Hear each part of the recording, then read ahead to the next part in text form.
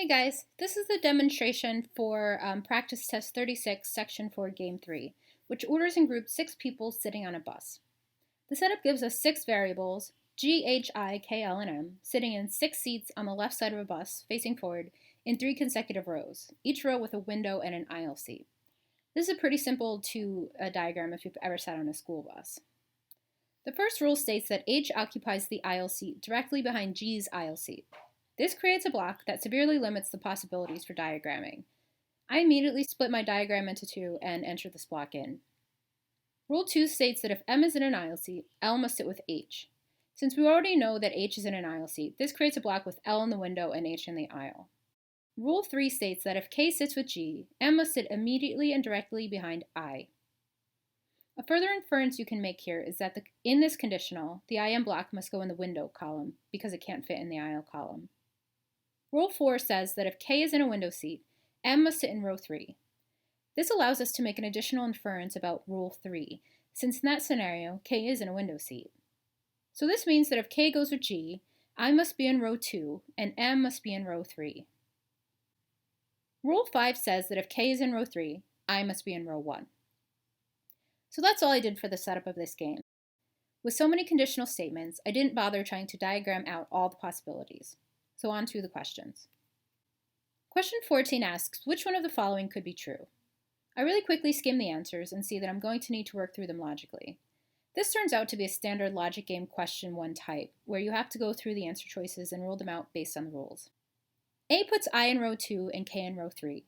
From Rule 5, we know that if K is in 3, I must be in row 1, so this cannot be true. B creates that KG block indicated in Rule 3, so we know that M must be in row 3, and KG cannot go behind them, because nobody can go lower than row 3, right? So we can rule this out. C puts G in a window seat, which violates Rule 1, so this cannot be true. D creates a block with L in the window and M in the aisle.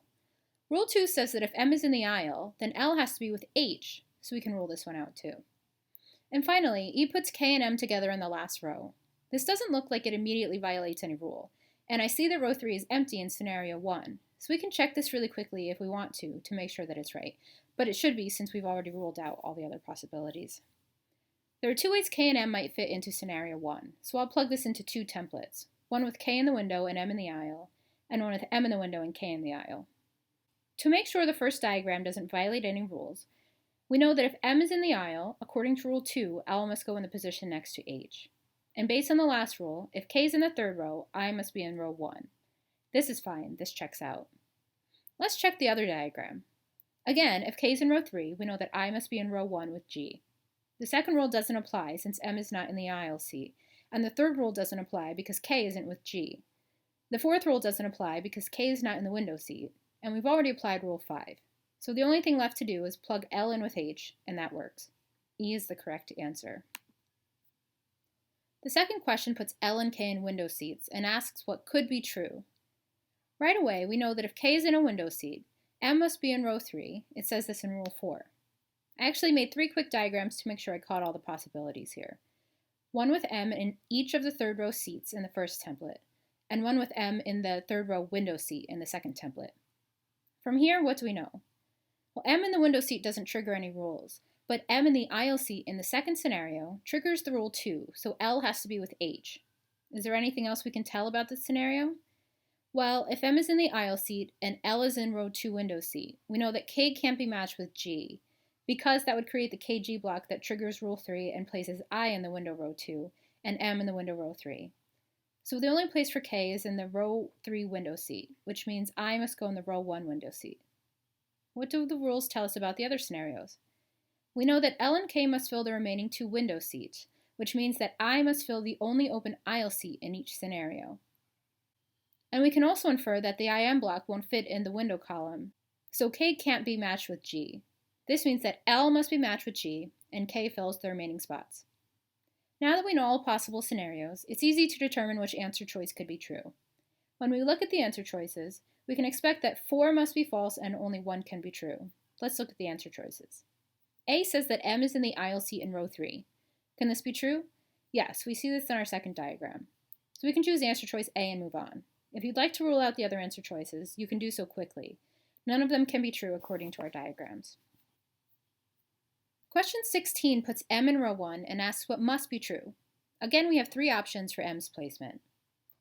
Taking a look at Rule 2, we know that if M is in the aisle, L must be with H. Based on Rule 3, we know that if K goes with G, M has to be in row 3. Since M is already in row 1, we can already tell that K can't go with G. So I take a quick look at the answer choices to see if there's an answer choice that looks like this.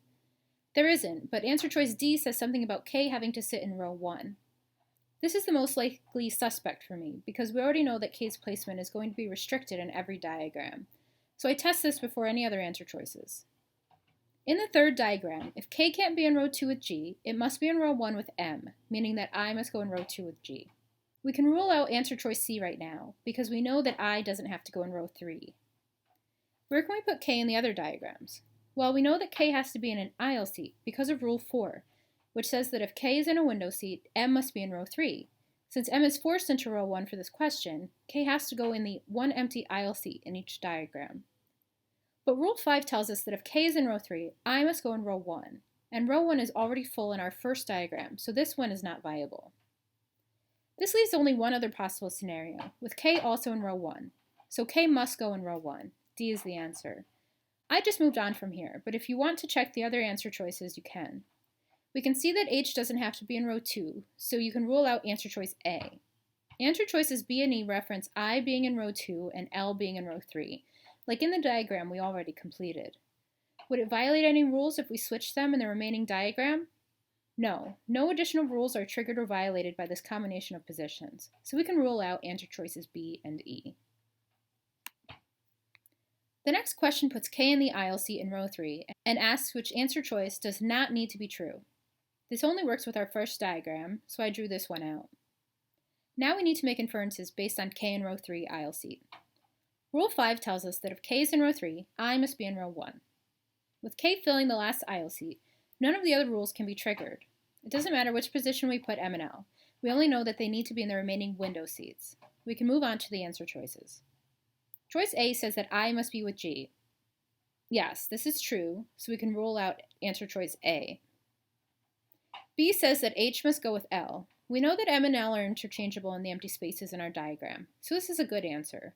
I'll leave it as a possibility and check the other answer choices really quickly. C and D say that L and M must go in window seats, which we also know to be true. And E says that G must go in row 1, which we also know to be true. We can confidently choose B and move on. The last question says that neither G nor I go in row 1 and asks what could be true. We immediately know that if G can't go in row 1, we're working with diagram 2. We know that I's placement is restricted and K's placement is hyperregulated. Right, there are a lot of rules relating to K, so I look for the rules relating to these items first. If K is in row 3, Rule 5 says that I must go in row 1, but this is prevented by the question stem, so this won't work. This means that K must be in row 2 or row 1. But if K is in row 2 with G, this triggers Rule 3, which says that I must also go in row 2. There would be no room for it, so we know that K can't go in row 2, and we already know it can't go in row 3, so it must go in row 1. So I diagram the two possible scenarios with K in row 1. With K in the window seat, Rule 4 says that M must be in row 3. Because we already know that I can't be in row 1, I must go in row 2 in the first diagram, which leaves only row 1 aisle seat open for L. Because M is in a window seat in the first scenario, and the aisle column is full in the second scenario, we know that M must go in the window column, so Rule 2 can't be triggered. K never goes with G, so Rule 3 can't be triggered. And K can't go in row 3, so Rule 5 can't be triggered. We've checked all the rules, so I move on to the answer choices to see what could be true. A says that H is in row 2. We know that H must be in row 3, so this can't be true. B says that K sits in row 2. We already decided that this can't be true. C says that M sits in row 2. This can be possible in our second diagram because the first row is flexible. If I was short on time, I would mark this and move on. But to be safe, we can check the rest. D and E says that I and M occupy an aisle seat. Since all aisle seats are spoken for, we know that these can't be true. Rule them out, and C is the only answer left. So this is how I completed this game in under 8 minutes. It's a pretty basic and quick walkthrough, but I hope it's helpful.